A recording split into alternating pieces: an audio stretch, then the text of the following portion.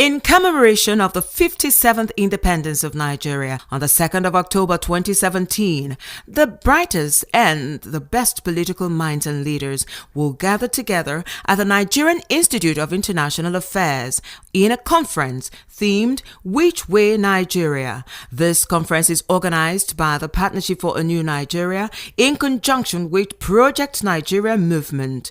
Guest and notable speakers include the former governor of Cross River State, Donald Duke. Rather than just come here and steal human beings for energy in the name of slavery, they would take the raw material required from us. But in order not to fight amongst themselves, they decided to petition Africans to serve influence. Now, they came by trickery. They came in the name of protectorate. Then from protectorate, they moved forward into colonization. Let me share a short story. In Calabar, unknown to most people, 29% of all the slaves that left Africa went through Calabar.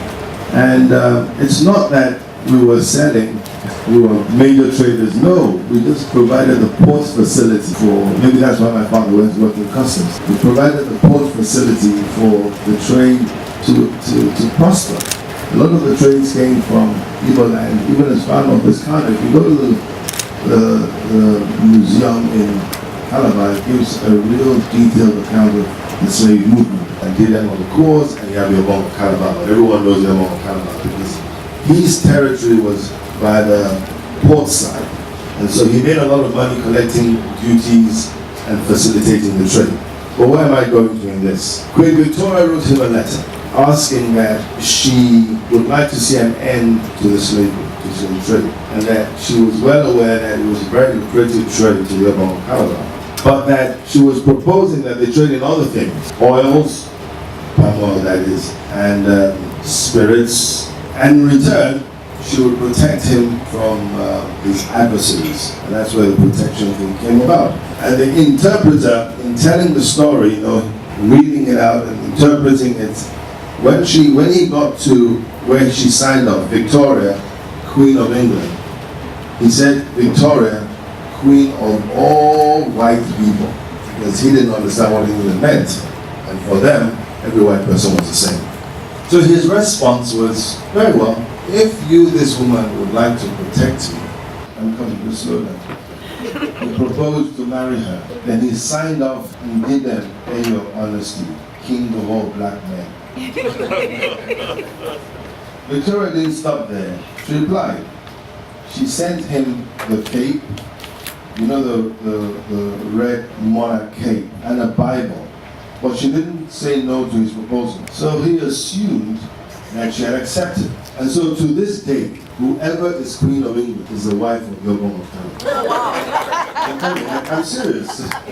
And during his coronation as Obong, he goes to church. And at the church, it's the Church of Scotland, Presbyterian Church. At the church, the chair to his right is empty. That's Victoria's chair, or a representative. The chair behind him is where his civil or legal wife stays. So one of the titles of Yobong of Calabar is husband to the Queen of England. Wow. Now, so that's how I said they came with trickery and talked of protection, and they would look after you, and this and that.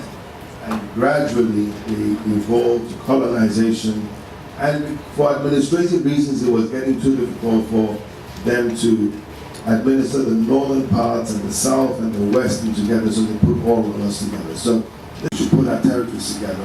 And that's how Nigeria came about. And that's also part of the story of Bakassi, because in trying to appease the Germans here and there, the Germans had control of Cameroon, they ceded parts of Nigeria, without regard to the fact that the territory of Bakassi was under the administration of Yobong of Calabar. And the process started. The process would have taken much faster if we were a more homogeneous nation. We are anywhere between 250 or 300 different ethnic groups. Calabar, Cross River alone, has 25, speaking very distinct languages. And so the only way we can communicate amongst ourselves in Cross River is by 1948, India was well on its way to independence. By 58, Ghana was. We probably would have attained independence before Ghana because we were we had autonomous rule from about 1951, and the various regions. But there was fear amongst each of the groups. And this had a relationship to do with the level of education that existed. The East and the West were comfortable with the concept of independence, but the North saw itself disadvantaged. First of all, they didn't have the manpower requisite to manage the public service. Secondly, they felt that they didn't have access to the sea, and therefore they could always be cut off. And so, the premier, he should enjoy all the privileges that Awolowo did enjoy while he was premier of the West. And there we had the challenge of having two captains on one ship. And of course, the NPC took advantage of that to further break up, and that led to a series of events. But in between, there was a weakness in the administration of Tafawa Balewa, and we see it till today. This thing we call corruption did not start today. The weakness, and if any of you have read the book by Lee Kuan Yew, where it substituted the white man for the very corrupt black man. And therefore, when the coup occurred in 1966, there was widespread sympathy. However, it just so happened that most of the plotters came from a part of the country. One of the sad things about our nation is that today we don't teach history in school. We are running away from our past, and therefore we are going blind into the future. The truth ought to be told, regardless of whose ox is going. We're humans and we make mistakes, and we need to learn from those mistakes. Now, you had folks like Nzolu, whose name sounds Igbo, although he's Delta, he's from Asaba Onyoma. You had Ife Juna, who was a star athlete and also a very bright officer. I think he went to University of Ibadan. Now, you also had folks from the West who were part of it. But the loud voices that were heard sounded Igbo. And so when the lot, the leadership of the folks like May Malari, who was literally the most senior Northern officer and a few other officers and the prime direct beneficiary of all this seemed to be an Igbo man, agreed he was. Now I'll tell you where the mistake was made. It wasn't just a coup. Coups happened, but it was the handling thereafter. If Iran C had decisively, the coup failed. You see, coups, when they succeed, you're a hero. When they fail, you're the villain. Having failed, he should have dealt with them militarily, with court-martial, but he did not. 2 weeks after, we had a Council of States meeting, and at that meeting, all former heads of states attend. At that meeting, General Buhari said this, and I'll try and quote him as much as I can. He said, one of us sitting here sold off Makassi, should tell us why he did that. Pointed, the one kept quiet. He was misty-eyed. He stammered. He's a stammerer, actually. But this one, he really stammered, trying to answer the question. The president, the messenger at the time, intervened and said, but this is where we found ourselves. Now, going forward, for the military is a unified institution. You have a commander-in-chief. And therefore, first thing the one did was, and this is the first restructuring we had, break up the zone so that no region is strong enough to declare independence, as was in the case of Biafra.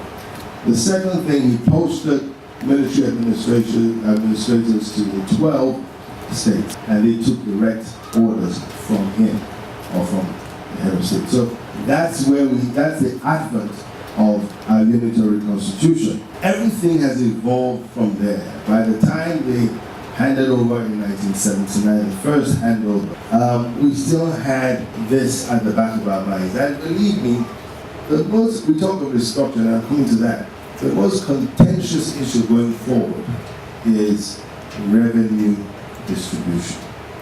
And they fed the industries. The West had coke and was doing well with it. The East had oil palm Now, crude oil was still at its infancy, but of course the potential was there. And so we had, after the war, literally farming had come to an end. Agriculture as a mainstay had come to an end. And we were taking up just collecting rents or collecting fees, as it were, from the oil companies. At that time, Shell accounted for almost 80% of the oil produced in Nigeria, if not more. And so that it became so easy, and that's where we slid into what I would call productive laziness. Economy was wrong. You see, for an economy to succeed, the people themselves have to be productive and pay taxes up. So you have a situation where the money comes from the bottom up. Now, the government was making cheap money from the sale of oil, right? So the money was coming from up, and we're trying to infuse it down. And so we have a goodwill economy. I don't know if you notice, but you find that when you go to offices and you see security men and this, and they're so nice to you, they're begging you in a very nice way, because they need those tips, right, to survive. You'll find a man at a door, he earns maybe 25,000 naira, he has 9 children, and you wonder how he survives. And that 25,000 is not what keeps him going, the tips. And that's a goodwill economy. They all depend on the goodwill of our society. So the most tragic thing for us as a nation is the lack of productivity of individuals. If we don't get out of it, it will consume us. We're already seeing the signs, the Boko Haram, the this and that. If you're wealthy, you have a roof over your head, if you have a means of looking after your family, the last thing you want to do is blow up yourself, right, or cause a disruption. But when you feel that there's nothing for you to gain here, then you start looking very quickly at the hereafter. But coming back to Nigeria, so our constitution, fashioned by the military, was quasi-unitary. So even when we say the governor is a chief security officer of a state, it's a nickname, it's not true, because he's not in charge of the commissioner of police, right? I've had a situation where we had a crisis in a part of the state, and the commissioner said he was waiting for instructions from the inspector general of police. And I had to get in touch with the president and say that this commissioner has to leave by tomorrow morning. Otherwise, I will become an area boy. And that's principally why we are the way we are. I believe we need to restore. I believe that nothing, as society evolves, your system of governance has to evolve with. We're gradually attaining maturity. Manpower is not our problem. So you have manpower all over the country. So it's not the problem. Perhaps we should shut down the valves and get out of this malaise called quick money. If we agree on everything else around restructuring, which is state police, I know people are afraid of that it will give the governors authority to do that. But you can make the state police subject to federal police, right? We are 200 million people in 3 years. Statistically, we should have at least 2 million policemen, because it's about 1 to 100. But we're only 300 and something thousand policemen. Half of them are following big men, you know. So, let the states, there are a lot of folks in the state public service who can be brought into some form of policing, right? But they don't, you can, at the end of the day, subject it to an authority that is even beyond the governor. So it's not who determines what the police does, for instance. It's ensuring that you have enough people to police the area, to gather intelligence and all that.